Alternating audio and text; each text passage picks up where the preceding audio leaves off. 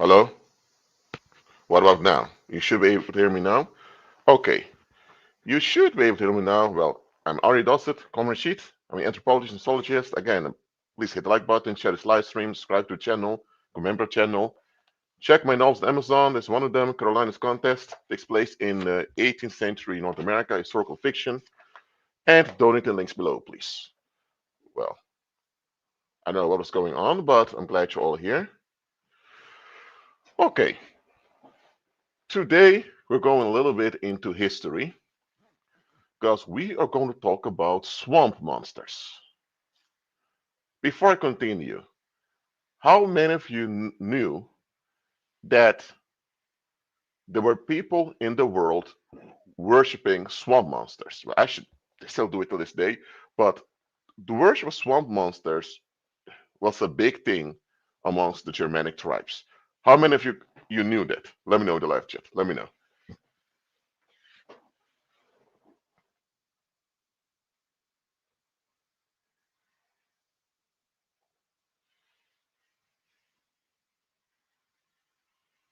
All right. How many of you are aware of that? That the ancient Germanic peoples worshipped swamp monsters too. They worshipped Odin, which is actually Baal-Ammon, a fallen angel, but they also worship these swamp demons. And well, we're going to dive into it right now. Let me share my screen with you. All right. Oh, my bad. It's in Spanish. But anyway, what you see around here is a map made in 1849 based on data from the ancient world.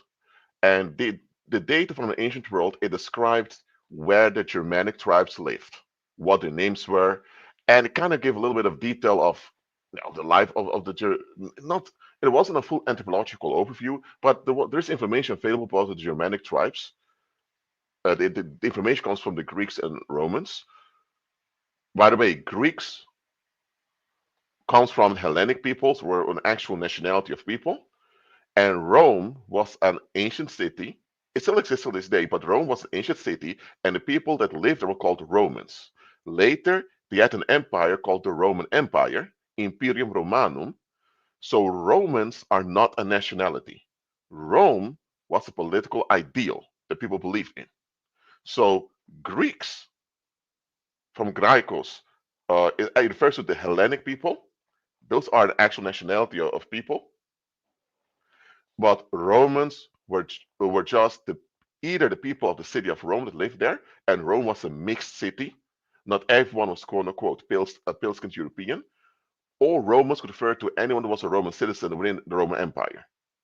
I hope this distinction is clear to you. Romans were not a nationality. Just remember that. So, yeah, this is the information about it. So, the Germanic tribes, ancient Germany, ancient Central Europe, and Scandinavia. And there's more data about it online about the ancient Germanic peoples. By the way, Germania comes from Gomar. Gomar comes from Gomaria. Gomaria comes from Gomar, and Gomar was one of the grandsons of Noah. Gomar was the son of Japhet. Japhet was one of three sons of Noah. So Noah had a son, Japhet. One of Japhet's sons, Gomar, and his wife settled in what they call Germany, and they brought forth the Germanic tribes, also called Teutonic tribes also. So if you're from the Netherlands and you're native pale skinned, then you are likely descendant of Gomer. Okay? One of Gomer's descendants was Ashkenaz. That's why you have the word Ashkenazi from. So people that come as Ashkenazi Jews, they're not Semitic because Ashkenaz was a descendant of Gomer or a Germanic individual. So how can you be a Germanic individual but live as a Semite? But that's a whole nother discussion we're not going to have right now. The Germanic peoples, they had their writing system, they had their culture. The Germanic peoples lived in the north, what we call Scandinavia, called the Norse peoples. And as you can see, they had, you could use a map over here. Those known called Nordic. And by the way, a lot of these names were not names how they called themselves, but names of how the Greeks and the Romans called them, because this was a Roman Empire, as you can see. And the Germanic peoples lived outside the borders of the Roman Empire, but they were highly influenced by the Greco-Roman culture of the time. And so there's one famous deity that they worshipped that was Odin. Odin was also called Wotan or Wodan. From Wotan, you have Wotan Tag, Wotan's Day, Wotan Tag, Wotan's Day became Wednesday. So Wednesday is named after Wodan, or whom they also called Odin. And Odin's real name is Baal-Amon, which you guys read about in the Bible. It's a fallen angel. Just so you know. So yes, they had towns and settlements. I know there's this view that the Germanic peoples had no urban life. Well, that's not true. They had urban life, but the urban life was not in the same like the Greeks had. Okay. Um, there's one unfortunate thing about the Germanic peoples is that in their history there was a lot of conflict, often about access to water. But if you look at the landscape of Europe, Central and Northern Europe has many lakes and rivers. I know during the winter it can be cold, things, some areas are freezing, but come on now. But anyway, I'm just saying, fallen mankind, you know, they do sometimes horrible things. And yeah, there were believers amongst the ancient Germanic peoples, absolutely, but overall they were pagan. They were not all satanic. Now, the difference between satanic and pagan is as follows. Pagan is a worldly, advanced way to cope with life's challenges through demonic aid. That's pagan. So a pagan doesn't automatically have bad intentions or wants to do harm, even though they may condone harmful things, saying that it's part of a greater good. Satanic simply means you've given up on life, you've given up on yourself so much, you can't stand Heavenly Father, and you're completely suicidal, but you want to drag everyone in your suicidal tendency. That is satanic. Okay, there were satanic people amongst Germanic peoples, as you have amongst the descendants today. All over the world, you have satanic people from all ethnic backgrounds. Just know, not all the Germanic peoples were satanic, but a lot of them overwhelmingly pagan. Okay,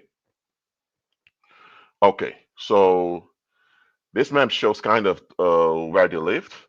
By the way, this area below the Rhine River was administered by the Roman Empire, but were also Germanic people living down here. For example, the Batavi people. If you're from the south of the Netherlands or Belgium, you live in an area that used to be inhabited by the Batavi people.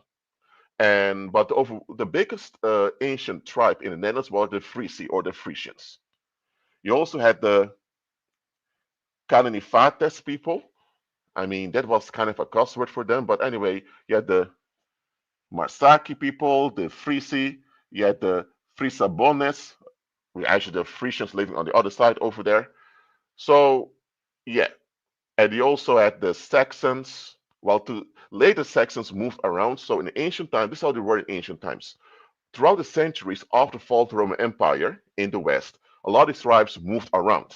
So today you have the German state of Saxon over here, even though back then the Saxons lived over here. Another thing is that the Bohemians were also um, a Germanic tribe, and today Bohemia is part of the Czech Republic. Because later the Czech tribe moved over here.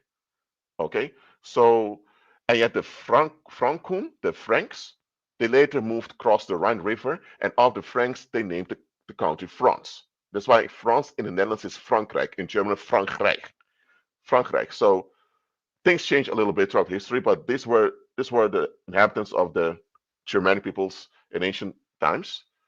And Scandii, that's where you have the name Scandinavia from. Um, yeah. So I hope this is clear to you. And about the ancient Germanic peoples, okay, they worshipped Odin, but they also worshipped swamp monsters, especially in areas with a lot of swamps. Now, the area in the ancient Germanic world with many swamps was what we today call the Netherlands. If you look at the Netherlands on a map, it's like a delta region. All these rivers, you have the Rhine River, the Meuse River, you have all these rivers ending over here. So the Netherlands is like a delta region that's quite wet. So a big portion of the Netherlands was just a swamp landscape. And the people that settled here, the descendants of Gomar, they managed to um, dwell over here. And a fun fact I want to share with you very quickly. Um, hold on. One of the ancestors of the North Sea Germans was a red-haired man who was like, I believe, 4 or 5 generations after Gomar.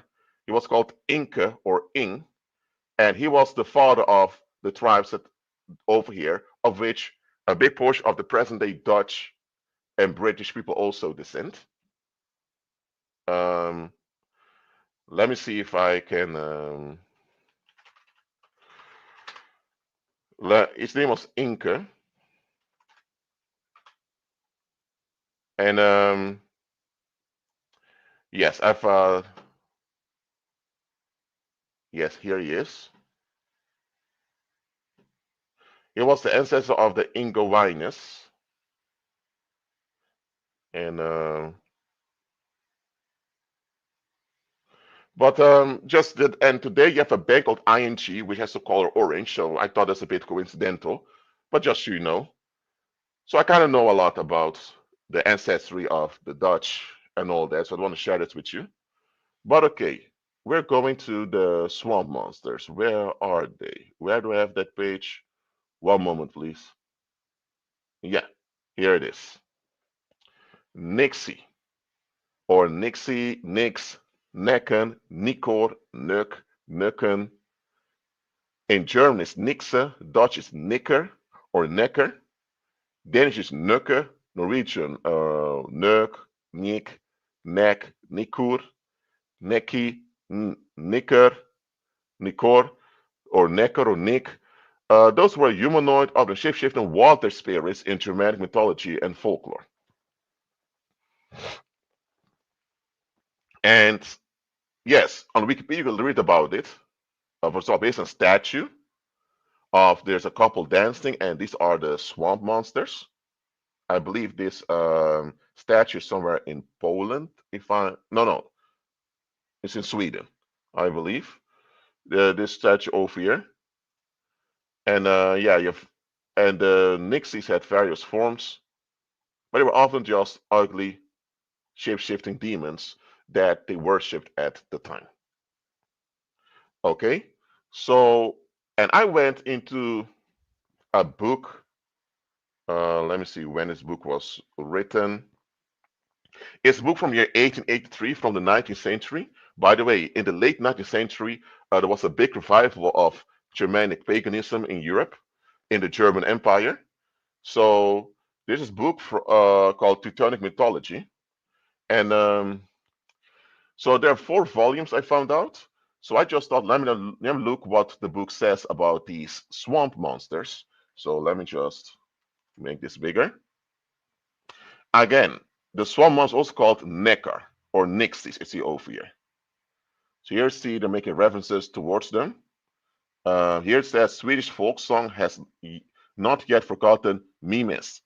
At Inkonga Herald and Tingas Sokken in Småland there lies a Mimesjö inhabited according to the legend by Neckar.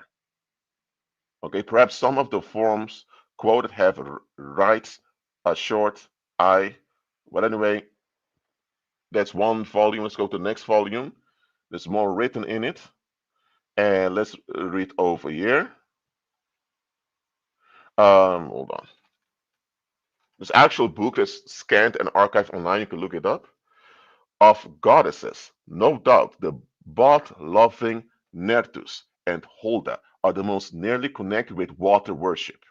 Remember that there was water worship going on, because remember there are many lakes and streams in Central and Northern Europe, especially in what they call the Netherlands Delta area. And Holda lives in Wales, and to them must be added swan maidens, mermaids, waterholes, springholes, water moons, and nixies. To all of them, particular rivers, brooks, pools, and springs can be consecrated and assigned as their abode. Augur and Ren ruled in the sea, and the waves are called their daughters. All this gives a new stem to the veneration of the element. Of this very natural but not essential combination of simple root water worship with a faith in higher beings, I'll give a few more specimens. Let's read. As those who cross a river by ferry or by bridge have to dread the power of the demon that dwells in it. So Volker opinion in Sweden holds it advisable in crossing any water in the dark to spit 3 times as a safeguard against evil influences. So back then if you were crossing a river or a small body of water, the people were kind of afraid of these evil spirits, thinking they could jump out of the water and harm them or the children. So they will spit 3 times, kind of to give some recognition to these demons. Now we know the evil spirits were laughing at them at this because the evil spirits don't even have the power nor the authorization to just go out there and harm people, unless you're deeply involved in negativity, then it also affects your children. But anyway, there was deep superstition amongst these people. Okay, and precautions are also taken in drawing water from a well. Before drawing any, the Greeks at Mykonos salute 3 times in honor of Thelony. Okay, this has to do with what the Greeks did. For a thief to throw in the water a little of what he has stolen means sacrifice to the water sprite, water spirit. So here it draws some of the similarities what the Greeks used to do. But just so you know that these water demons, well,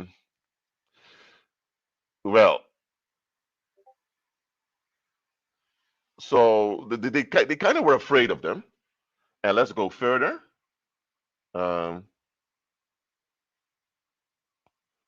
okay, let's read this also. I'm not going to read all of it. I'm going to read a portion of it. And let me see.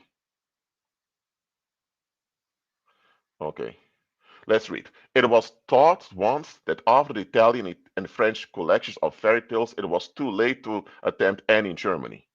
Just a quick note to you guys. In the late 19th century, there was this huge interest in paganism and especially ancient classical paganism of the ancient world. So people were gathering sources and research to recollect all these stories. And around this time were many horror stories that were collected and documented because the Europeans had the tradition, not everywhere, but had a tradition to tell traumatic stories to the children and hope the children would behave. So there were all these stories of children that were kidnapped, raped, molested, and murdered. And parents would tell their children these stories in the hope that the children, out of fear, would listen to the parents and the community. So fearful stories were a way that the Europeans raised their children. Now, not all of them did this. Those who were from Christian homes wouldn't do this, but it was a common thing that happened. So, yes. So later in the 20th century, Walt Disney took many of these horrible childhood traumatic stories and turned them into Disney fairy tales. Okay? Just so you know where a lot of these Disney fairy tales come from. Okay, let's go further. But this is contradicted by the fact that Molbach's collection and many specimens inserted in his book by Alpheus testify also how rich Denmark and Sweden are in fairy tales, not just extinct. But all collections have well nigh been overtopped lately by the Norwegian, still unfinished, of Mo and Asbjørnen. Now, these talks with people that live in his time doing research. With its fresh and full store, and trash are not a few must be lurking in England, Scotland, and the Netherlands from all which mythology may look to receive manifold gain. To indicate briefly the gain she has already derived from the folktale legend, it is plain that to this alone we owe our knowledge of the goddess Holda, Bertha, and Fricka, as also the myth of the wild hunt, which leads us straight to Wodan. I already told you Wodan. From there we have the word, the name for Wednesday, and Wodan it was another name for Odin. Odin's real angelic name is Baal Amon. After being banned from heaven, he got various names in various cultures. The ancient Greeks called him Kronos. In Rome, he was called Saturnus or Saturn, and that's how he got names everywhere. And today, uh, Father Christmas, in Dutch Sinterklaas, in English Santa Claus, is also derived from Balaam or Odin, just so you know. Okay, yes, Sinterklaas in the Netherlands and Santa Claus in the United States are derived from Balaam through the German tradition of them worshiping him as Odin. Okay, let's continue. The tale of the old beggar wife is a remnant of Grimnir, of the wise woman, of swan wives, of kings shut up in hills. We should have learned little from written documents. Did not legend spread her light over them? Even in the midst of the sin flood and the world's destruction, she has not lost sight of this to this day. But what is most fondly cherished in her and woven into the gayest tissues? By the way, gay here does not mean homosexual. It means light-hearted happiness. Okay? Today, the word gay in English means, well, homosexual, but it officially meant in previous centuries light-hearted happiness. Okay? Okay? It is the delightful narratives of giants, dwarfs, elves, little wigs, little whites, nixies, night hags, and home sprites. These last being related to the rest as the tame beasts of the fable are to the wild and unsubjugated. In poetry, the wild is always superior to the things. Wow.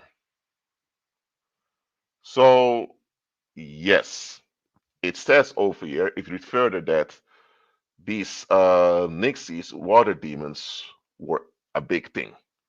Okay, let's read over here. Okay, let's start with.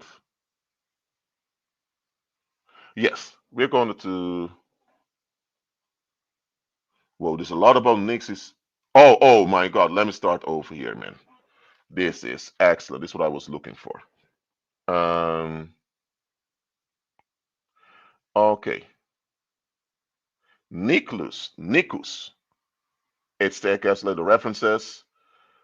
Thinks nigger is for nigger. Zo zwart als een nik. So zwart, this is Dutch. So zwart als een nigger means black as a nigger. It's Dutch. But the idea of blackness may have been borrowed from the later devil, neckers. So what they're saying here actually is that the term nigger comes from the Nixies. That's actually what they're saying over here, neckers. So black as a knicker, and other way to say knicker was knicker. So here you have it, guys. I'm not making this up over here, talking out of my ass. Blackness or nigger, it derived from knickers. So the Dutch named people from what we call African Moorish descent. They labeled them as swamp monsters. Okay. Now let's read further. The supposed connection of the river Neckar with Neckar is supported by the story on, okay, the siren whom Conrad calls Wassernixie. Water is also called Cadular. Okay, let's go further. Spring Nixon.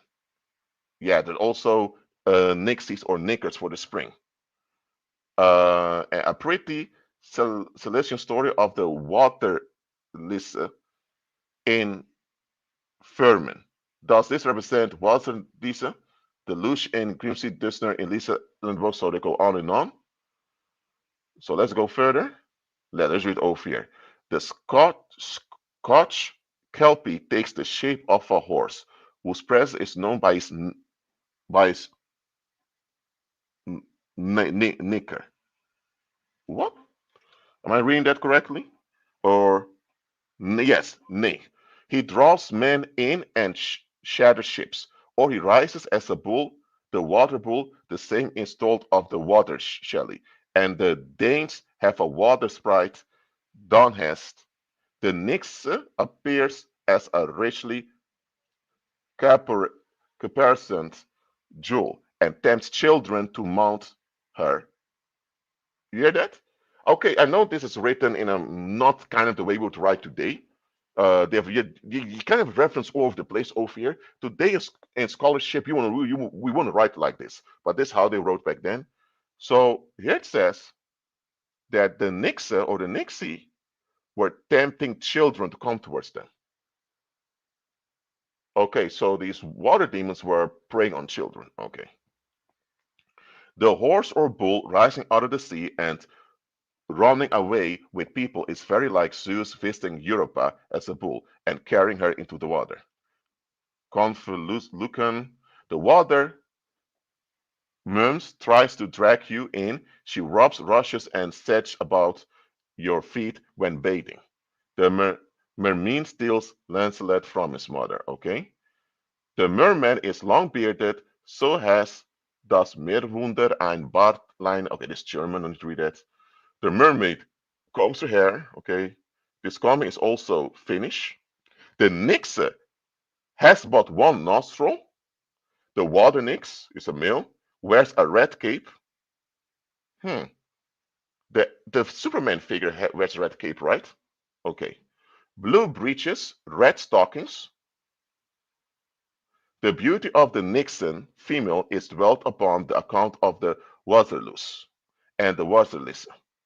They have wet aprons. The Nixie dances in a patched gown. The sea maiden shows a tail in dancing. Their coming into the dance is often spoken of, like the sacrifice to the Fossegrim clothed in grey and wearing a red cap. Runa is the custom of throwing a black cock into the boat once a year for the Nickelman. And like his playing by the waterfalls is Otto seizing, I can't pronounce this, Wenaimunen's harp when it falls into the water. On river sacrifices, Nixes male demand their victim on Midsummer's Day. Okay, I'm not going to read the German. Okay. The land must have some one every year, they say at Gießen. In the Palatine, they say of the Neckar. Okay, Neckar is another way to say Nicker. When it's flooded, a hand rises out of it and carries off its victim. On Midsummer Night, the Neckar Geist, the Neckar spirit, requires a living soul. For 3 days, the drowned man can nowhere be found. On the fourth night, he floats up from the bottom with a blue ring around his neck. At Colonial, they say, oh my, it's German again. The injunction not to beat down the price occurs also in a story in Rush Bros. Okay. We don't have to go this far now. Thing is, as you see, they put a lot of references in various languages, which is quite confusing. It would be better if you write only one language, put the rest in footnotes. So today in scholarship, we use footnotes. Back then, they didn't actually do this. But what this is saying here is that the worship of the Nixies also involved human sacrifice, murdering people in a ritual way for these demons. Ritual drowning. We just read it. Ritual drowning. Okay? And as you see over here, again, Nix's male demanded victim on Midsummer's Day when his father a hand rises out of the fingers of the victim. On Midsummer's Night, the Necrogeist requires a living soul. For 3 days, the drowned man can nowhere be found. On the fourth night, he floats up from the bottom with a blue ring around his neck. So what I'm saying is here is that, look, they actually ritually murder their own people just to get charms from these evil spirits. So let's go to one more. Well, there's another book. This from 1988, and I selected a few things of it. And now let me just zoom in a little bit. And okay, let's read over here. Now let me read all of it. Scandinavians, the people of Sweden, Norway, Denmark, and the Faroe Islands, and Swedish-speaking Finns share a common cultural heritage that is distinctively different from that of the rest of Northern Europe.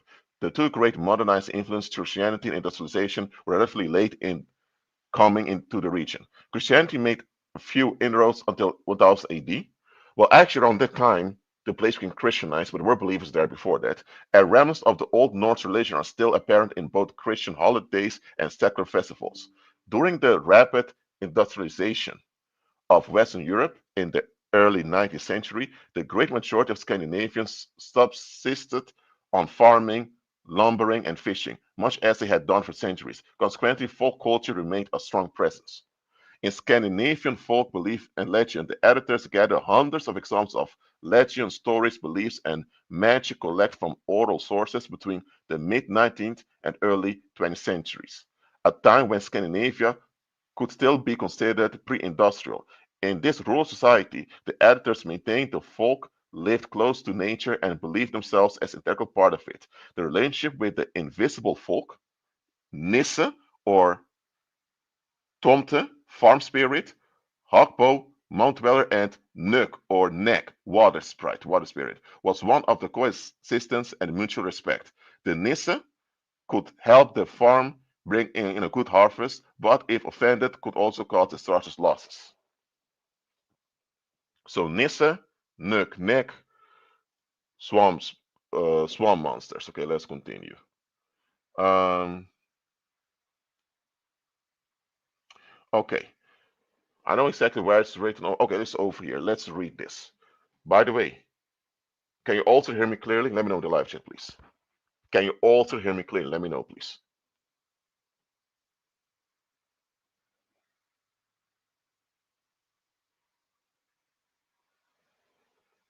I'm going to answer the questions later on, but can you all hear me clearly now? Just want to be sure.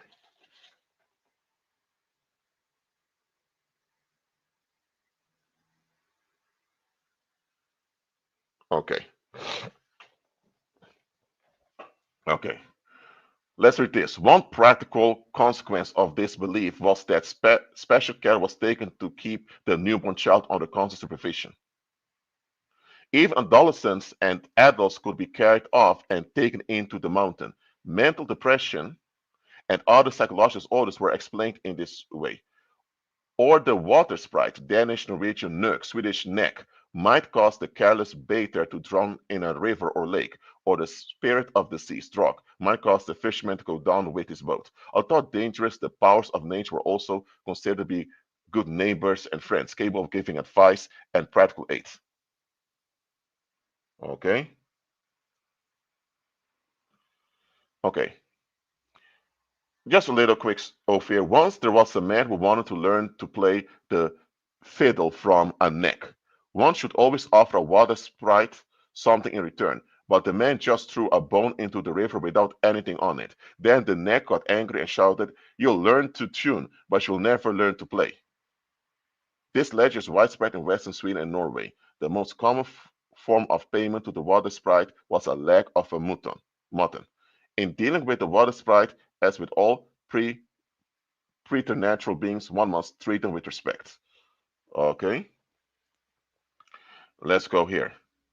They had to keep dancing. When I was young, I heard about a fiddler named Pelle who learned to play from a neck. Damn, but it was easy for him. Once he was playing at a dance on a farm.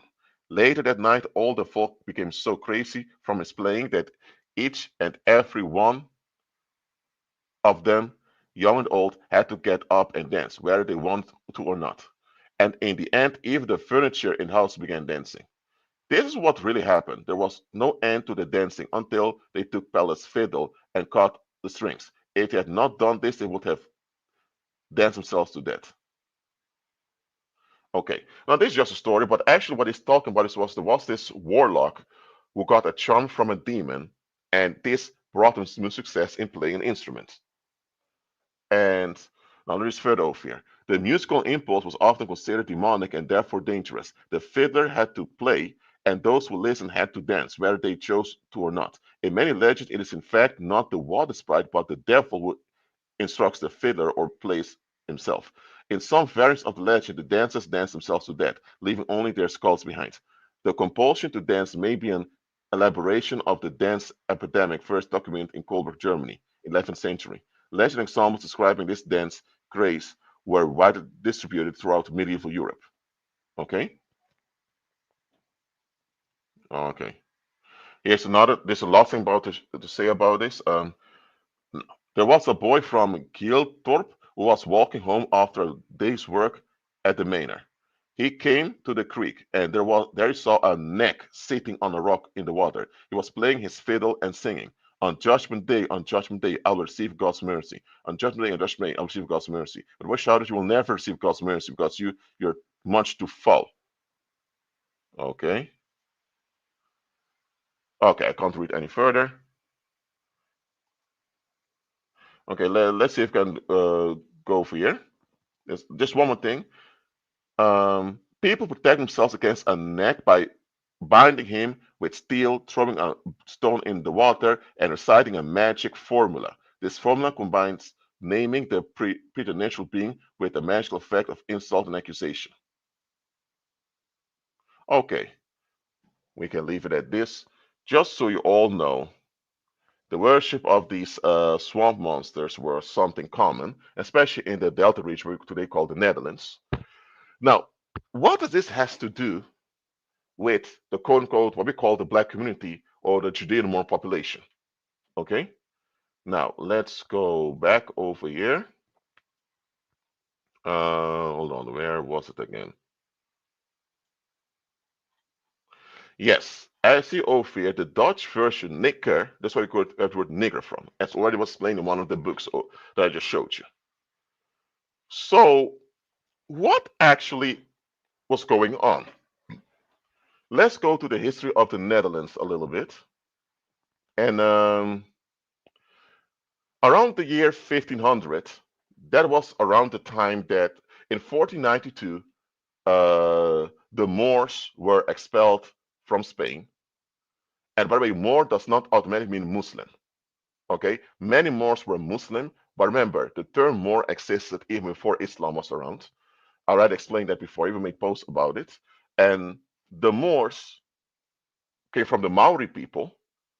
They later became Muslim when Islam arrived and they conquered the Iberian Peninsula and they called it Al Andalus. Okay? And because many of the Maori people, Moors, were Muslim, it's called the Muslim rule. Okay? But it were the Moors that governed Spain and Portugal. Now, over time, little by little, their power decreased because you had Catholic kingdoms coming up. The County of Portugal became the King of Portugal later on. And in 1492, you only have the Emirate of Granada that was left. And the Emirate of Granada was shut down in 1492 by the Catholic military. And since then, the Moors, also called the Moriscos, were banned from Spain or they had to turn Catholic. Okay? So, 15, and around the time, you also had Christopher Columbus sailing to the Americas and the Spanish colonization of the Americas began. Remember, Spain was not one country. Okay? Spain was a union of small kingdoms forming one title, Spain, for the outside. Okay? So when you go to the 1500s, these were the countries that existed in the world back then. There were not that many countries on earth yet.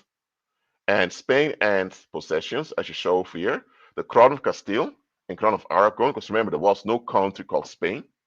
The Crown of Castile and the Crown of Aragon together formed the brand name Spain that they used for the outside, but internally there were two unions of kingdoms. Okay, the Crown of Aragon is roughly what today call Catalonia and southern Italy, and the Crown of Castile was the rest of what today call Spain. Portugal was its own kingdom, and as you mentioned before, they also governed Sicily, Andorra, and Santo Domingo used to be called Haiti or Haiti. Then when Spanish took over, they named it Santo Domingo. And yeah, that became there was a colony of them around 1500. And yeah, so there are around 8.9 million people. The biggest country on earth back then was the Ming Dynasty or Ming China with over around 60 to 100 million people. We don't have exact numbers. And this was the world back then, the political situation. Again, Spain was not a single country because these green parts here were also Spain. And also, let me make it bigger. The Netherlands was also governed from Spain. Okay, so this was Spain, this was Spain also, and the Netherlands was also called part of Spain.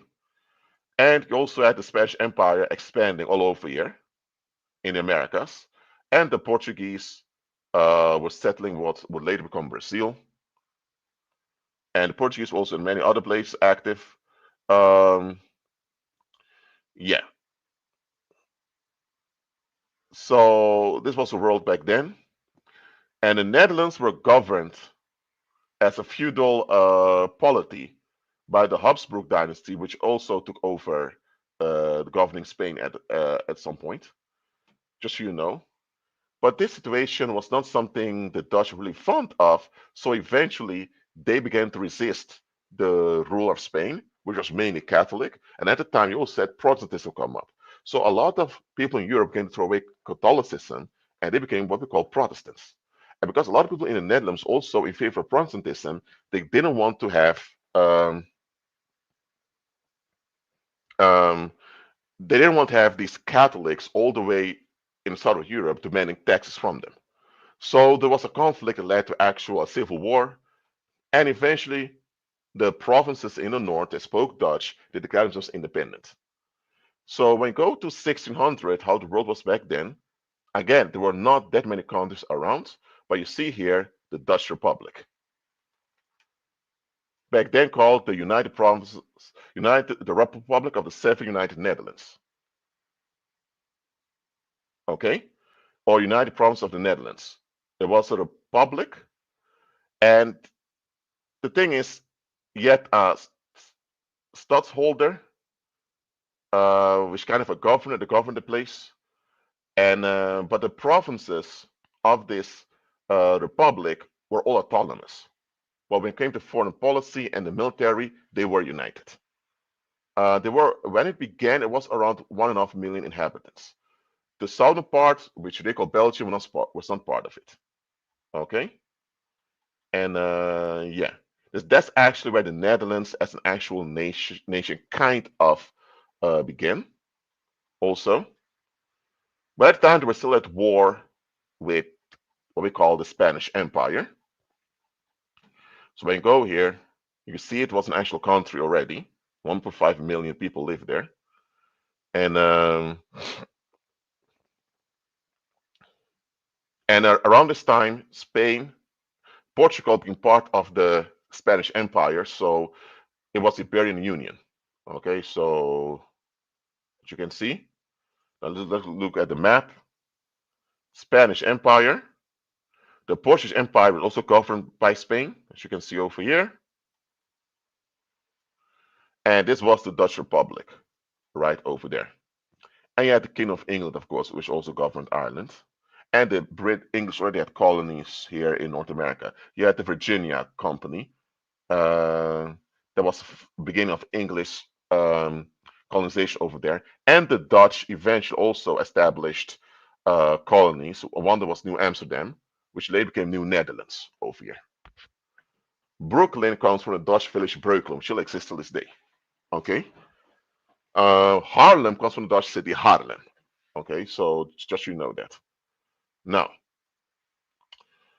just so you know, one thing about the Netherlands back then was that their economy was not certain. They had a league of trade with Scandinavian and Baltic states, but they wanted something else. So what eventually happened was you had several of these companies that were trading, and some of these companies, which were pagan, they joined together under the lead of this lawyer over here, Jan van Oldenbarneveld. He was a lawyer, and he was part of the struggle for independence of the Netherlands. And he also had a political function. Also, he also had a fiscal function also for Rotterdam. And this lawyer over here, he and 17 pagans, 17 warlocks, the Lord 17, they established the Dutch East India Company. Now, the people from England already had a company that was about to trade for spices the East Indies. The thing is, the Dutch East India Company was a pirate organization, and what they wanted to do was they wanted to monopolize the trade in spices. When you look at the world back then, um, you had the Ottoman Empire that ruled all the way over here. Okay, let me show it to you guys over here. We want to show this anime, Ottoman Empire. And the Ottoman Empire was Islamic, even though not everyone there was a Muslim. You also had Christians in it and people with other religions. But the Ottoman Empire governed this area, and the Dutch were not able to easily trade through the Red Sea on the Indian Ocean. So they had to go all around Africa or to go to the Far East. So what the Dutch want to do is they want, or at least those Dutch pagans, they want to monopolize the trade in spices. So they built a gigantic fleet of ships and they took over the slave trade in people from West Africa that was already going on over here. The already slaves from West Africa sold by their own people, including gangs of women that were kidnapping people and selling them to the slave traders, and they were ending up in the Spanish and Portuguese realms. When the Dutch came, they, by violence, took over the slave trade and turned it into a genocidal project. The Dutch also occupied the what we call the Spice Islands over here, or Nusantara, and they wanted to kick out the influence of the Portuguese. Because remember, the Dutch were still at war with the Spanish Empire, and Portugal became part of the Spanish Empire. And because of that, the Portuguese were also seen as their enemy now, so they want to take over the Portuguese colonies in the east. So the Dutch East India Company, that's what they did. Through tyranny and piracy, they took over the spice trade worldwide, and they standardized the slave trade of people from West Africa. And there were already Moorish peoples already in the Americas, because remember, there were people from Africa in the Americas long before Columbus sailed over there. The whole idea that North and South America were always disconnected from the rest of the world is simply not true. There were people from Africa migrating back and forth to North and South America. So there were quote unquote what they call black people, which is a term we'll discuss later on already in North and South America.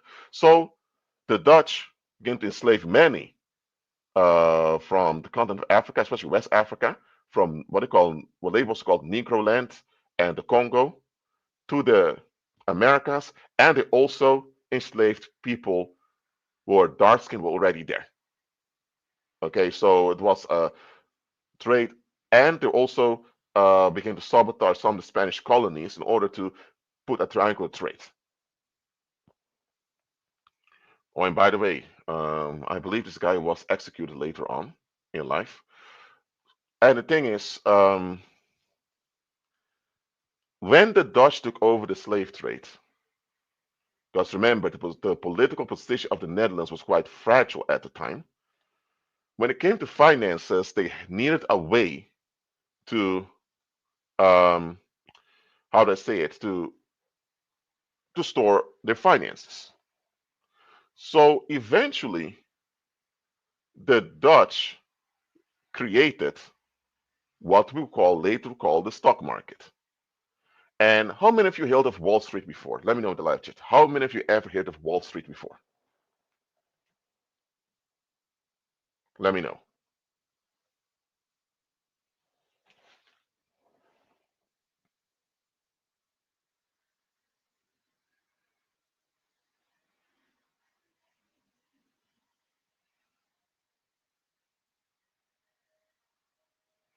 Now, Wall Street was established by the Dutch.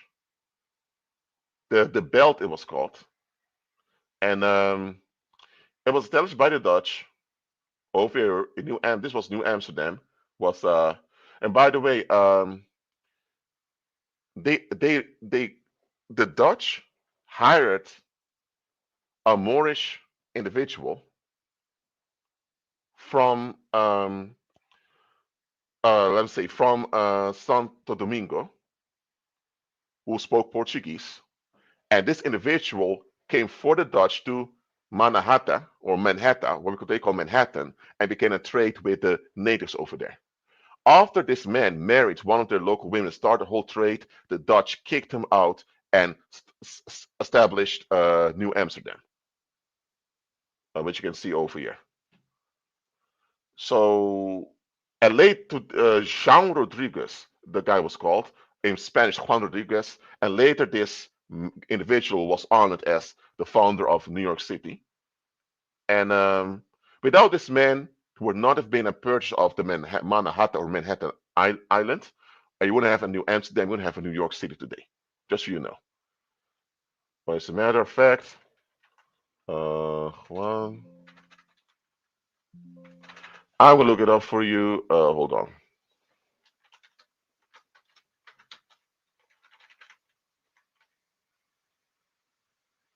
Um, no, I'll leave it for now.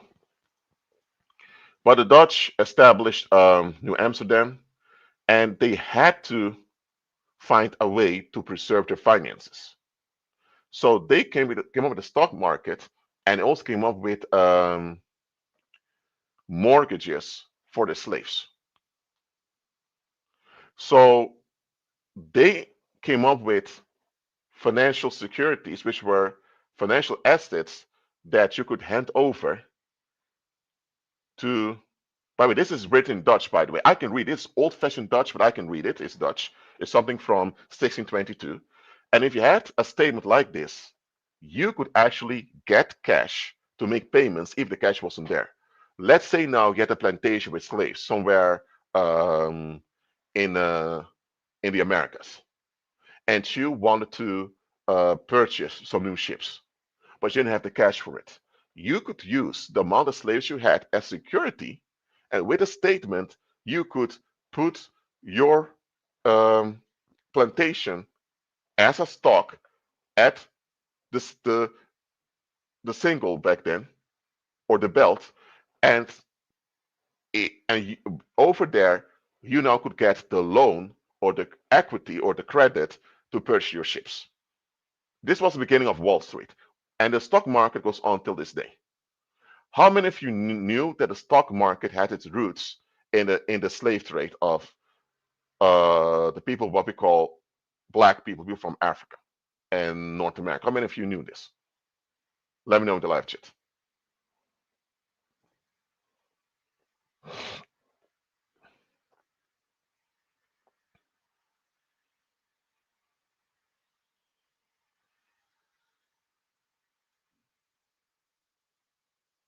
How many of you knew that the origin of Wall Street and the current day banking system that derives from the Dutch and the English were rooted in the slave trade from people from Africa? So now you know where the stock market comes from. That was their way to make sure they were able to make transactions internationally, because you didn't have the internet back then. You had no telephones, you had no instant communication, so transporting cash overseas could be dangerous. So they came up with bank statements that could allow you to withdraw cash even though the cash was not around. Okay, and again, New Netherlands um, was a country that the Dutch established in North America, and New Amsterdam, I believe New Amsterdam was the capital, yes. New Amsterdam was the capital, yes. But it didn't last for long because at some point the English wanted it, so they traded it for Suriname. Okay, so just so you know it over here. Now, to what the Dutch were doing, I mean, at least the Dutch pagans and Satanists were doing over here. Not all Dutch pagans were involved in this, but those involved in this Dutch East India Company, and later also said the West East India Company of the Netherlands also. That became a thing, and what they were actually doing was they they were making propaganda to kind of make it acceptable to participate in the slave trade of the people from West Africa, and also their kin that was already in the Americas. So what they did was they propagandized the idea that these people, these dark-skinned people, were swamp monsters, niggers. Because in the Netherlands at the time, they worshipped these swamp monsters. So they were familiar with swamp monsters in the Netherlands, those scary, dark-looking evil spirits that jump out of swamps, out of bushes, harming children, women, and causing misfortune. They were used to this fearful and this fearful climate already in the Netherlands. So this fearful situation that had in worshiping these swamp monsters, they began to project this fear onto the people from West Africa and from North America that they were selling, making into slaves and selling them. So they began to call these people niggers, neckers, swamp monsters. We can call them that way. There were people from England that also joined the Dutch in the slave trade, and nigger in spoken in English is nigger. You speak a bit more of an intensity on the K, so nigger, and it sounds more similar to Negro, but Negro and nigger are not the same. Negro can mean dark. I mean that's what it comes from. Um, it's more dark, but nigger and Negro are not the same. Nigger means a swamp monster. And the English actually call the people they enslaved from West Africa and from the kingdoms right in North America, they began to call them swamp monsters all the time. So over time, it became the norm to call them that way. Now, the term Negro was still used. It was a more polite way to address them, but the term nigger was kind of harsh, was still became a common thing. So now you know where the apartheid towards what we call the black community came from. And there's one thing I want to point out over here very quickly. Hold on, I need to. Hold on, something's wrong with my screen. One moment, guys. Okay, good. Let's go to the black coats. How many of you ever heard of the black coats before? Let me know. How many of you ever heard of the black coats?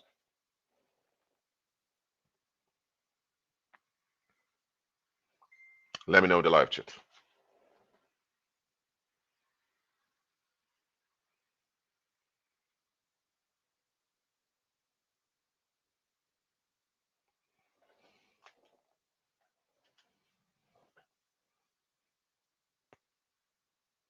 Okay. Damn, never heard of. What about the rest of you? How many of you? Tell me, which one of you ever heard of the black coats before? Or the? Let me know. Hold on. Now, the black coats began in 1685. And let's read over here. The Code Noir, French black coat, was a decree passed by King Louis XIV of France in 1685 defining the condition of slavery in the French colonial empire and served as the code for slavery conduct in the French colonies up until 1789, the year marking the beginning of the French Revolution. The decree restricted the activities of free people of color, mandated conversion to Catholicism for all enslaved people throughout the empire, defined the punishment meted out to them, and ordered the expulsion of all Jewish people from France's colonies. The code, so, okay, and here you have a PDF that translated the black codes, and these were all the restrictions put on both the people that were enslaved, that were called swamp monsters, as well as those who were free. Because you also have those people from Africa and North America. You also had these Judean Moorish people that were also free. Not all of them were enslaved, but those who were free also were subject to financial and political restrictions. Now, this was law for a long time, and it's only in the 19th century that this was fully abolished. Okay? Now, even though The black coat was later abolished by France. This does not mean that the practice disappeared. And before the black coat came into place in the French colonial empire, you had the term white people being invented by the English. Okay, now this is an newspaper article in the Guardian from more than 3 years ago, but it actually explains that around 1681 in the English colonies of Jamaica,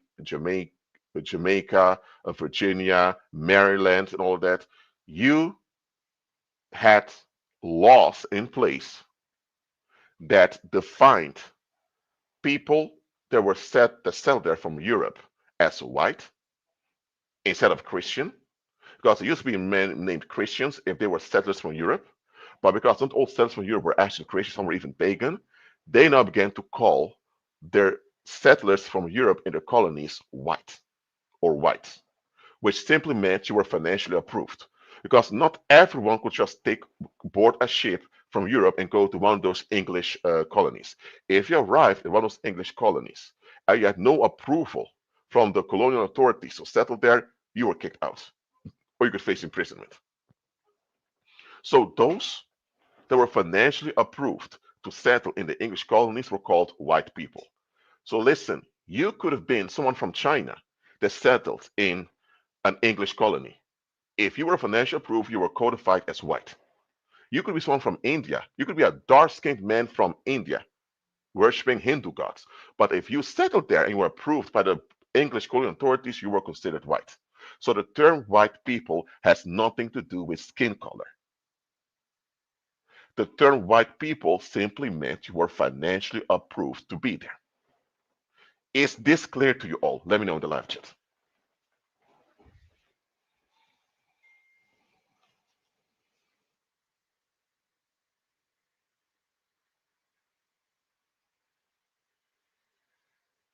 Let me know.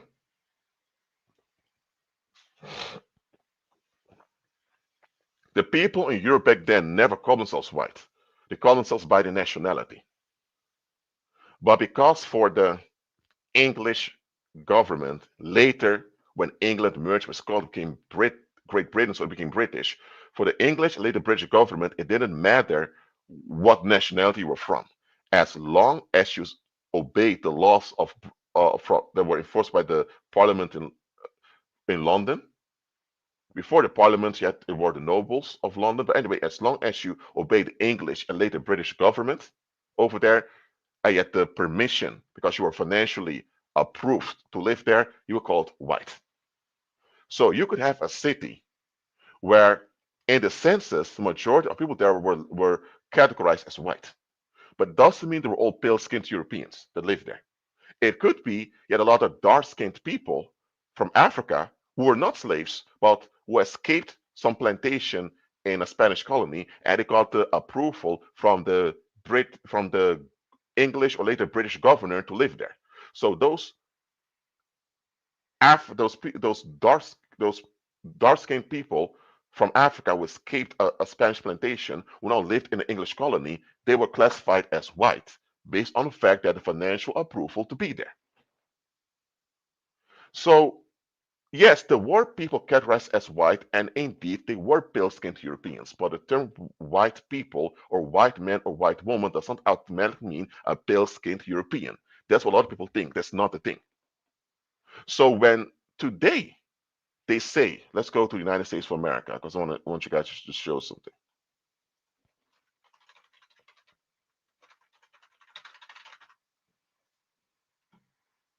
Okay? When I go to the United States of America, I go to the demographics, ethnic groups, they say by race, 61.6% is white. But here's the thing, the term white people means financial approved. So the term white people doesn't say anything.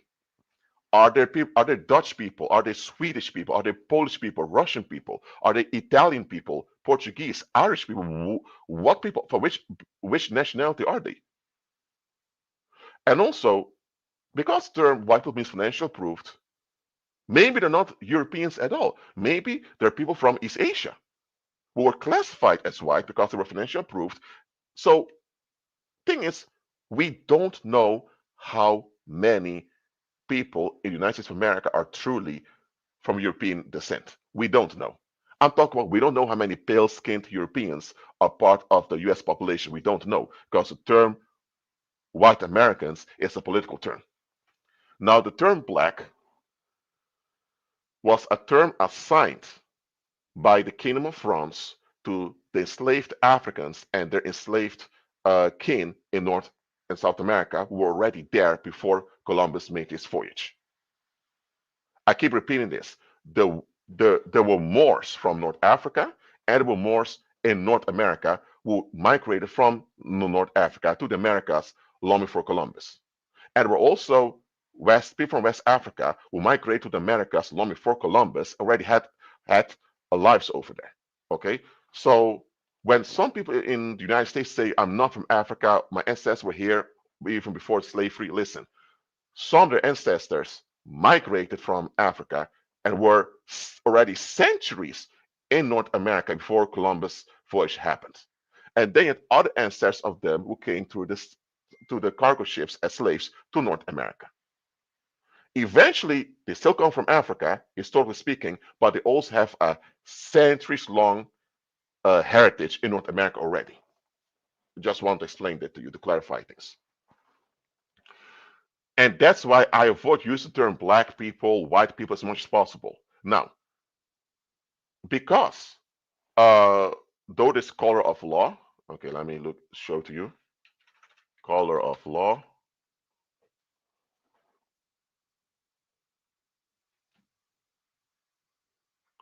Color of law is a type of misuse of the legal system in which it kind of comes from Britain. It's when you had people in the government misusing the government to do things that are illegal. But because it will be too much effort to deal with these people, what they're doing is tolerate this court of law. Under court of law, you assign a fake identity to someone or a group of people in order to deprive them of their natural entitlements and natural rights. For example, if your name is Kevin, Kevin, let's see, your name is Kevin Johnson, okay? But I call you Mark Anthony. You're not Mark Anthony, you're Kevin Johnson. But if I call you Mark Anthony and I say, Mark Anthony, you owe us $10,000 in debt. That's not true because you're not Mark Anthony, you're Kevin Johnson. But what if you believe, because you don't know any better, that you're actually Mark Anthony? Not because you believe you're Mark Anthony and get along with this identity of Mark Anthony, now they use this against you to force you to pay a debt you never owed. That's a type of call of law. So in call of law, you deprive people of their ethnic and national background so that you now can exploit them. For example, let's say you have people coming from Sweden and they settled in the United States. They should be, their nationality is Swedish and their ethnic background, they're Scandinavian from Germanic tribes. That's what they are. But by calling them white now, you act like they have no uh, ancestral heritage to Sweden nor Germanic tribes. And because of that, you treat them like this fictional category that doesn't exist. If you treat them as Swedish people with with ethnic background all the way to Scandinavia and the Germanic tribes, now those people now have the right to hold on to their nationality and to practice it. So you can't just exploit them like that. But if you call them white, now you have jurisdiction over them as quote unquote white people, and you can almost do whatever you want with them legally without Sweden being able to intervene because they're white people. And there's no country called white. There's no thing that's a white nation. Same with the term black people. Look, Norway for the Norwegians, China for the Chinese, Japan for the Japanese, France for the French. Let's say Iran for the Iranians. White, where does white belong? You see what I mean? It belongs nowhere. Black, what's black belongs? It belongs nowhere. So the term white people and term black people are colonial financial terms that decide who is financially approved and who is not approved. Now, the term black people has been used almost exclusively for people from African and Afro-Moorish descent. That has been used for. The people from African Moorish descent that were already in North America when the colonizers arrived, they were later called Indians. The people there never called themselves Indians, but Indian was a term that was imposed on them.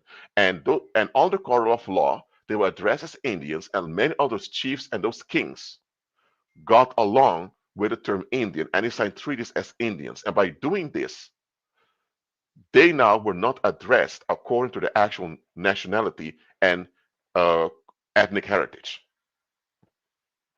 And that's how uh, the British Crown and later the United States of America was able to rob and deplete those indigenous Americans from their resources because they were called Indians. And Indians were a fiction.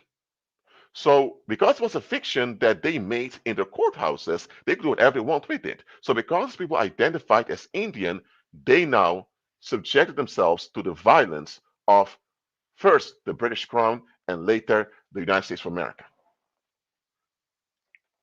If they would call themselves Moors or any variant of it, it all would stop. Is this clear to you all? Let me know in the live chat.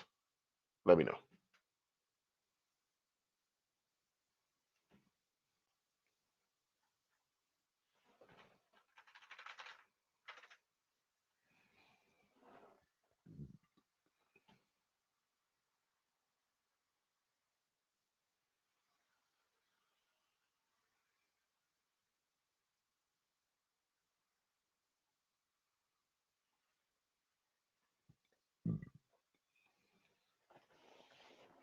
And by the way, apartheid is from the Dutch word apartheid. It means separateness. Apartheid was a racial system installed by the Netherlands to justify labeling the people from West Africa and North America, and the dark-skinned people from West Africa and North America as swamp monsters, or what we call niggers. And later, this system was used to develop a system of financial privilege for people from pale-skinned European descent. And because South Africa used to be the Cape Colony, let me show it towards you. Yes, South Africa used to be governed as a Dutch colony called the Cape Colony, with Kaapstad or Cape Town being the capital. Later was taken over by the British as the British Cape Colony. And from the British Cape Colony, it became the Union of South Africa as an independent kingdom, still part of the British Empire. And later from there, it became the Republic of South Africa. Uh, that we have till this day. Just so you know how it went. All right. That was kind of a lot of information, but are there any questions about this topic? Please let me know in the live chat. Thank you very much.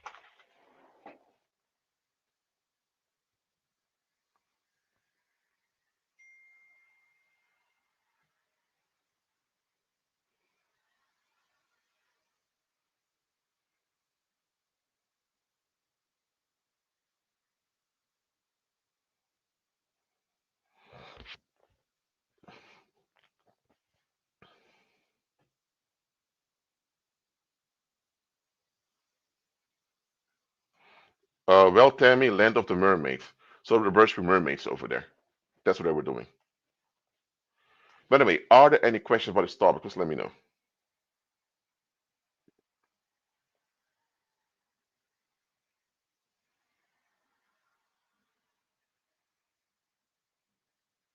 Mm-hmm. So let's make a recap. Nixies or niggers were swamp monsters worshipped by the Germanic tribes, especially in the area of today called the Netherlands. Okay? Later, when the Dutch want to have their own political administration, have their own country, the pagans and the devil worshippers amongst them, not all of them, but some of them came together to establish a pirate fleet to loot the Portuguese colonies in Asia and to take over the slave trade in West Africa that was already going on. And they did all of this. They established what later became Wall Street, the stock market, to be able to manage their slave plantations and the profits of all the looting they were doing. To make this all easy, they had to somehow give the people who were enslaved in West Africa and North America a better reputation. Because it's easier to mistreat someone with a better reputation because people are less likely to intervene. When someone has a bad reputation, people are less likely to intervene because they may think, oh, you may have deserved it, or because people in general don't like associating with people with a bad reputation because it's psychologically even a pull to associate someone with a bad reputation. So they began to portray the people from the dark-skinned people from West Africa and North America that were enslaving as swamp monsters, niggers. This became a norm, and they invented the apartheid system to ensure financial rights for their colonial settlers. Now, the English that also adopted this Dutch system, they came with the term white people, just to act like those were financially approved, were innocent, of quality, and all of that. And the term black people became the norm in France, and it was exported worldwide. That was reserved for those from West African descent, later from all of African descent, and also from the indigenous dark-skinned tribes. They were called black people, which meant that they had financial restrictions that they were subjected onto. So the thing is, the black coats, they they were law in France, and other nations adopted similar policies. With abolition of slavery, the legal black coats had to go, but in the culture, corporations, companies also had black coats they informally adopted. And that's why you had all this racial discrimination coming from, like Jim Crow in the United States. And yet all these others, even in mainstream media today, you still have racial biases going on. It all comes from the black coats back from the colonial times. So just so you know where the word nigger comes from, it means swamp monster. And yeah, there's a whole swamp monster ideology that developed since then, in which people in the world were told as long as you're not like the African or the black individual, you're better off. In this case, they idolize people from pale-skinned European descent as people of quality, people who run civilization.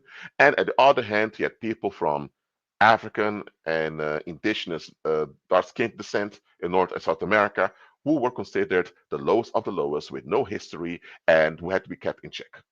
And there were even racist scientists claiming that uh, those African Moorish people or Judean Moorish people were three parts human, so they weren't even fully human. So it's okay to mistreat them and all that. You even had human Zeus. Oh my God, let me just show it to you.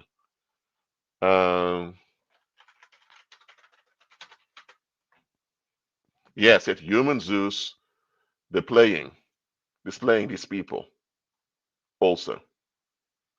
This was there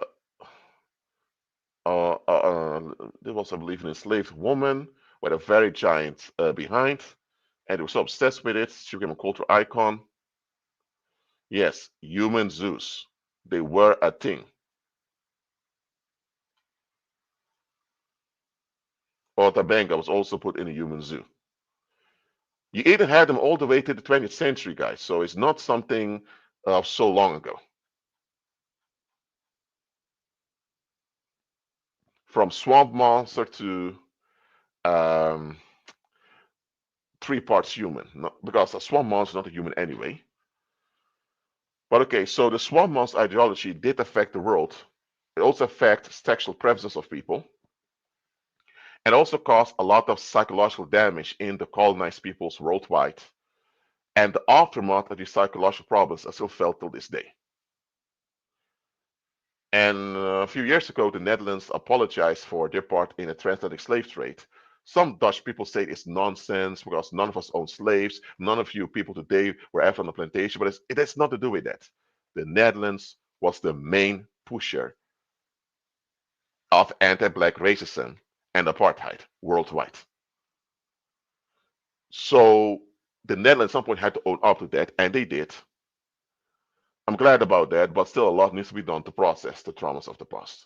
And also the pale-skinned Europeans also have their traumas they need to face, but that's a whole nother live stream. But for now, are there any questions about this topic? Again, it's a human zoo. I believe this was in Belgium. Yeah, human zoos.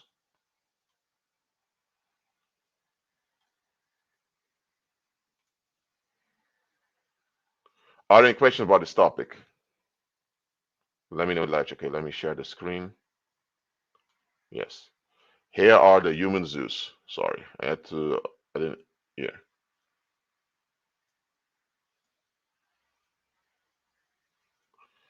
I believe it was in Belgium. This and this in the 20th century. It's less than 100 years ago. This was still going on, so it's not that long ago.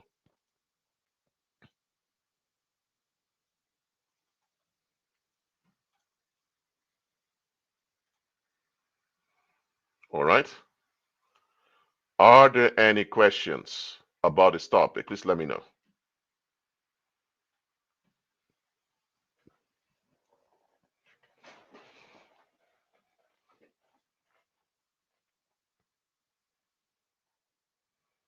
Oh, and by the way, don't forget,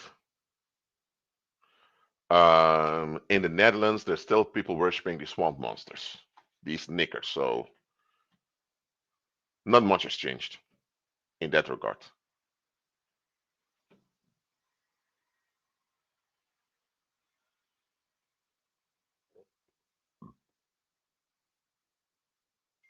Again, are there any questions about this topic? Let me know in the live chat.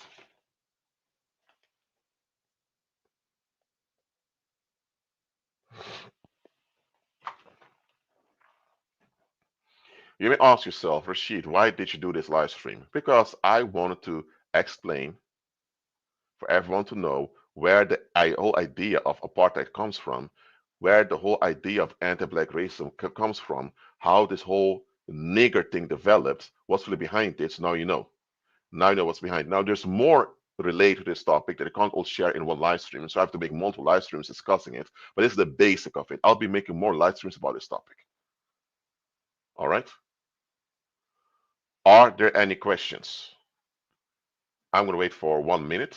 If I get no question in a minute, I'll close down the live stream.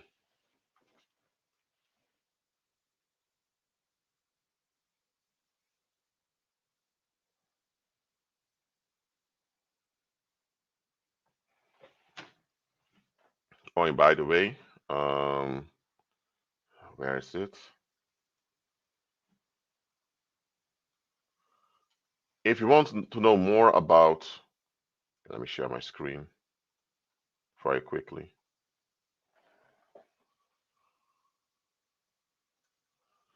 If you want to know more about, the ancient Germanic religions and also about the Nixies and all of that, you can read these articles and books over here. There's some references I'm giving you that you can look into yourself.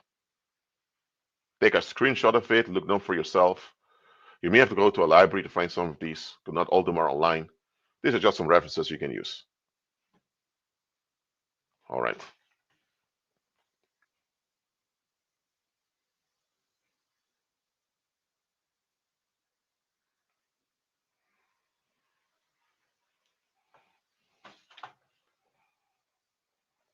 All right. I don't receive any questions. Thank you all for being here. I know it was a loaded topic. It's even quite a controversial title of the live stream, but hey, it's a controversial title. It's also a controversial topic I'm addressing, so it suits. Thank you for being here. Keep agreeing with Christ. Check my novels on Amazon. Hit the like button, share this live stream, subscribe to the channel, member channel. You can donate in the links below. And again, you can check. Let me see. You can check my novels on Amazon. There's another one called Consider Florida. And I'll see you next live stream. Be at peace.